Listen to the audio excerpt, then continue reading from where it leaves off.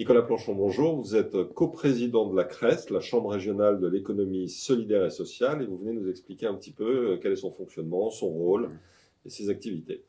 Absolument. En dépit de l'antéposition, c'est social et solidaire dans la tradition, mais pour autant, c'est bien la bonne déclinaison acronymique. Donc la CRES, c'est la Chambre régionale d'économie sociale et solidaire en Auvergne-Rhône-Alpes, qui a une fonction de représentation de l'ensemble des acteurs de l'économie sociale et solidaire dans le territoire. Peut-être un petit rappel utile sur ce qu'est l'économie sociale et solidaire. Ça rassemble à la fois les associations, à la fois les coopératives, à la fois les fondations et à la fois les mutuelles. C'est l'ensemble de ces acteurs. Et si je prends le champ de la vie quotidienne et de l'économie du quotidien des territoires, entendez que c'est à peu près 60 ou 70% de l'activité des territoires. Ça passe évidemment par les clubs sportifs, c'est souvent l'entrée qu'on a la plus simple, mais c'est aussi par exemple les établissements médico-sociaux qui sont sous format ESS pour l'immense majorité d'entre eux. Et aujourd'hui, dans le territoire, ça représente peu ou prou 330 000 salariés, 330 000 équivalents temps plein en Auvergne-Rhône-Alpes. Et c'est en gros de 10 à 12% de l'économie en fonction des situations locales, du PIB, si je prends le PIB appliqué au territoire. C'est valable évidemment au national. Et en termes de positionnement, Auvergne-Rhône-Alpes est la deuxième région en termes de poids de l'économie sociale et solidaire après l'Île-de-France, mais pour des questions simplement de prorata démographique. Voilà. Et donc notre mission à nous, c'est de représenter et de porter la voix et les intérêts de l'économie sociale et solidaire. Et en ma qualité de coprésident, c'est de conduire cette représentation et ce travail à la fois de plaidoyer et de mise en œuvre d'un certain nombre d'actions avec des acteurs publics comme avec des acteurs privés, puisque nous ne sommes pas une alternative à l'économie conventionnelle. Par contre, on a vocation à faire porosité, je dirais, avec l'économie conventionnelle.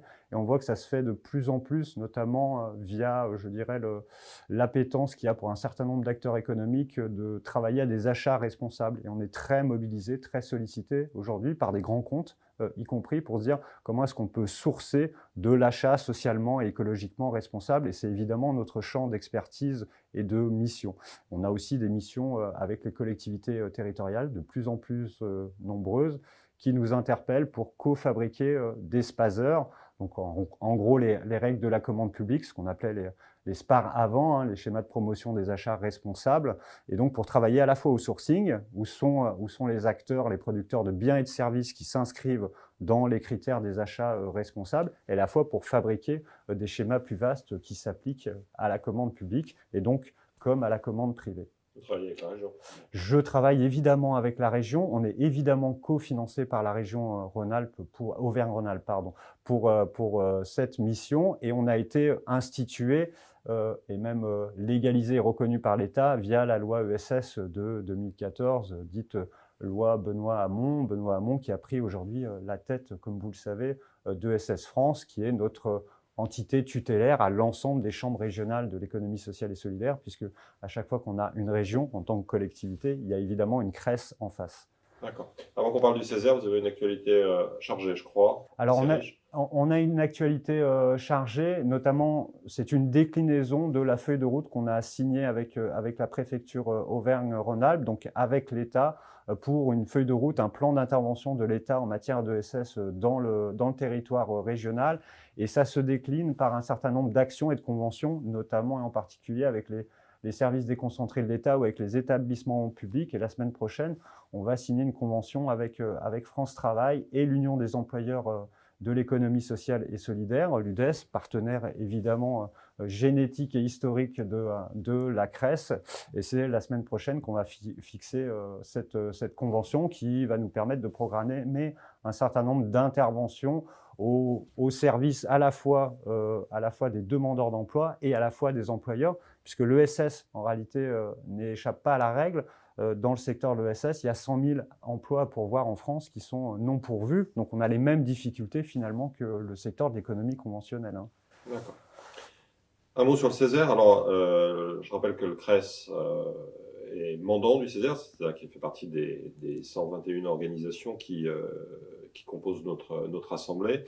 J'ai l'habitude de demander aux personnes qu'on reçoit quelle est la feuille de route qui donne alors aux personne qui désigne pour siéger chez nous, mais il se trouve que c'est vous qui siégez chez nous, comme un certain nombre d'organisations, donc ça tombe bien. Votre rôle, comment vous percevez le Césaire et comment vous passez vos messages? Ok. Le Césaire, j'en avais une vision antérieure à l'incarnation physique de la Cress au sein du Césaire, puisque avant moi, il y avait Armand Rosenberg qui siégeait au Césaire, et puis en tant qu'élu local, puisque je suis aussi élu local par ailleurs, je suivais avec un intérêt réel et sincère l'ensemble des contributions du Césaire, dont j'ai toujours apprécié l'immense qualité, qui ont servi à nourrir finalement en écho un certain nombre de politiques publiques locales. Et j'appelle de mes voeux l'ensemble des élus locaux de ce territoire à se pencher sur les contributions, parce que c'est très éclairant, puisqu'on travaille dans une logique de consensus, de fabrication d'un avis commun au service de l'intérêt général, ce qu'on arrive moins à faire dans d'autres types d'exercices. Et je pense évidemment aux assemblées de l'ensemble de nos exécutifs, à la fois locaux et nationaux. Je ferme évidemment la parenthèse. La mission que j'ai, c'est aussi de coordonner l'ensemble des acteurs de l'ESS au sein de la Cress, mais aussi à l'extérieur de la Cress, pour fabriquer, encore une fois, des synergies et des avis communs. Et j'en rends compte à la fois au sein du bureau de la Cress, puisqu'on a l'ensemble des acteurs, des têtes de réseau de l'ESS qui siègent à la Cress, à la fois au bureau et à la fois en conseil d'administration. Et c'est un lieu d'échange et finalement de transfert d'informations en disant voilà où on en est en termes de contribution, voilà l'actualité, et avec une porosité systémique qu'on installe entre l'échange d'informations, ce qui permet aussi de nourrir mes propres propositions, mes propres contributions au Césaire. Ça ne vient pas ex nihilo avec ma propre capacité cognitive en disant je sais tout et je vais transformer la vie des politiques publiques territoriales. C'est loin s'en faut, donc c'est un travail en commun.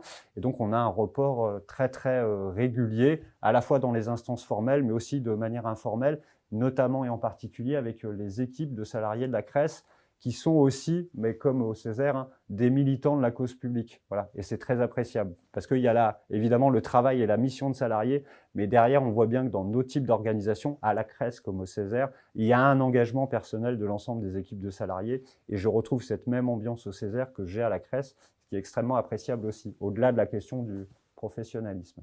Merci beaucoup, c'est gentil. Nicolas Planchon, à bientôt. Merci pour tous ces éclairages. À très bientôt, merci à vous. Au revoir.